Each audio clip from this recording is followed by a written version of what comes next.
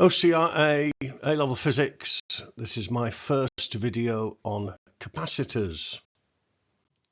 So look at this, a big metal ball. Do you remember, like a Van de Graaff ball? Big metal sphere. We've got a DC power supply.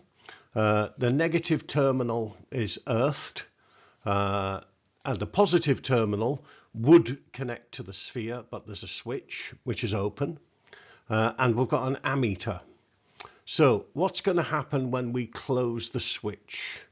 Well, what happens is, so when we close the switch, the ball becomes positively charged, and we think about positive charge flowing onto the ball. What's actually happening is that electrons are being pulled off the ball. So the power supply, you can think of it, in fact you should think of it as positive charge forced onto the ball. What it's actually doing is sucking off electrons, and these electrons go to Earth. Yes, but positive charge flows onto the ball. Now it doesn't all flow at once, whoosh. To start with, now look at the ammeter. The current is the rate of flow of charge.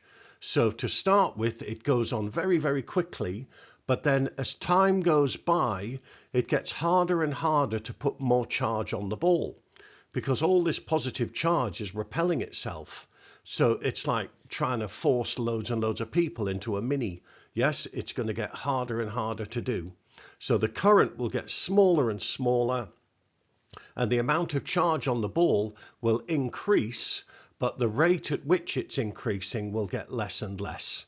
And there is a limit to how much charge we can put on the ball.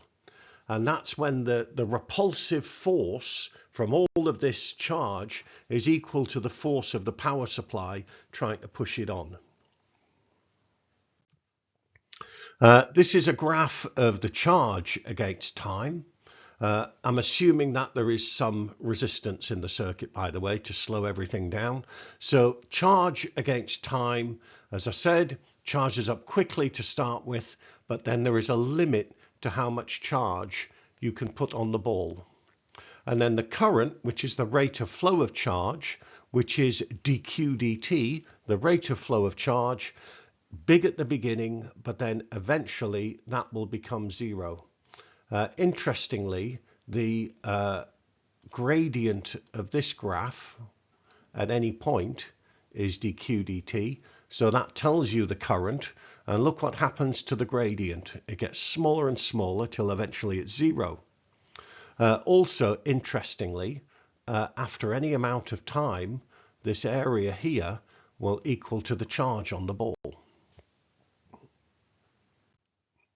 Now, capacitance. What is capacitance? It's basically, for every volt, it's how much charge something can hold. So the capacitance of an object is a measure of how much charge it can carry for every volt that we raise the potential of its surface to. So if we make its surface, if we connect it to a 10-volt power supply, then look at how much charge it can carry divided by 10. So C equals Q over V. Yes, C equals Q over V. Capacitance could be measured in coulombs per volt, but it has its own unit named after Michael Faraday, and we measure it in farads, capital F. And all objects have capacitance. Like you have capacitance, you can store charge. If you put your hand on the Van de Graaff dome and your hair sticks up, that's because you are becoming charged. So you might get charged with static electricity. All objects have resistance. All objects have capacitance. Now, two parallel metal plates close to each other. What will happen when we close the switch? So this isn't a big metal ball now. This is two parallel plates. I've put the resistor in the circuit again to slow things down. That's what the resistor does. It slows things down. Yes. Now, when we close the switch, the power supply is going to be pushing positive charge.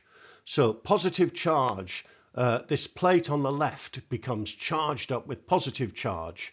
and then the plate on the right will lose its positive charge and become negative. Again, I am thinking of it in terms of positive charge. We could think of it in terms of electrons, yeah, but I'm not doing that. But you should be able to if you need to. So the voltage across the plates gets bigger as the charge gets bigger because Q equals CV. The voltage across the resistor will fall. That will get less because the current is getting less, and V equals IR. So there's some graphs. Hopefully you can appreciate these graphs. The charge on the capacitor goes up, as I said, goes up quickly to start with, but then levels off to a maximum. The voltage across the capacitor will be the same shape because Q equals CV, and C is a constant. Yes, so the voltage across the capacitor will get bigger, but then that will reach a maximum value. The current starts off big, but then that falls, that gets less, it falls exponentially. And the voltage across the resistor is proportional to the current. So that will start off big, but then fall exponentially. So, two metal plates. Well, the capacitors that we use are actually two metal plates, but it's a bit like a Swiss roll. So you've got a couple of bits of tin foil, and then they're separated by an insulator, something called a dielectric, yes, which does a couple of jobs, but we'll talk about that later maybe. And then you roll it all up, yeah, into a cylinder, and then that's your capacitor. That's why it looks like that. This capacitor top left, that's 470 microfarads. This little guy top right, 4.7 picofarads. That's a very small capacitance. This is a big monster capacitance here.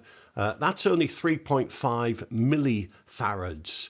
The farad is a very, very, very big unit, the farad. Okay. Simple little question. 470 microfarad capacitor charged to 6 volts.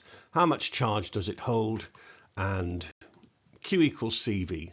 C equals Q over V, Q equals CV, and there you go, 2.82 millicoulombs. Capacitors in parallel. Well, you can imagine, in fact, when we do electric fields, we're going to talk a bit more about this, that the capacitance is proportional to the area of the plates. The bigger the surface area, the more charge you can get on for the same voltage. So if you put capacitors in parallel, all you're doing is you're increasing the effective area, yeah, the amount of area that you can get charge on. So the total amount of charge will be Q1 plus Q2. So Q equals CV, so therefore C total times V is C1V, C2V. V is the same because they're in parallel, and so we get C total is C1 plus C2. So capacitors in parallel, you just add them together. Capacitors in series, now what happens here is that the voltage is going to be shared between them, but the charge has to be the same. Because, why does the charge have to be the same? Well, the charge that goes on there is the same as the charge that comes off there. So that's the charge that goes on there. And then that charge comes off there. It's the same amount of charge every time. Yeah? So V total is V1 plus V2. V is Q over C. So Q over C total is Q over C1 plus Q over C2, and then the Q's cancel because Q is the same, and we get 1 over C total is 1 over C1 plus 1 over C2 plus dot, dot, dot. Remember that it's the opposite to resistors. Yeah, resistors in series, you add them together. Capacitors in parallel, you add them together, and vice versa. Okay. So remember, it's the opposite to resistors.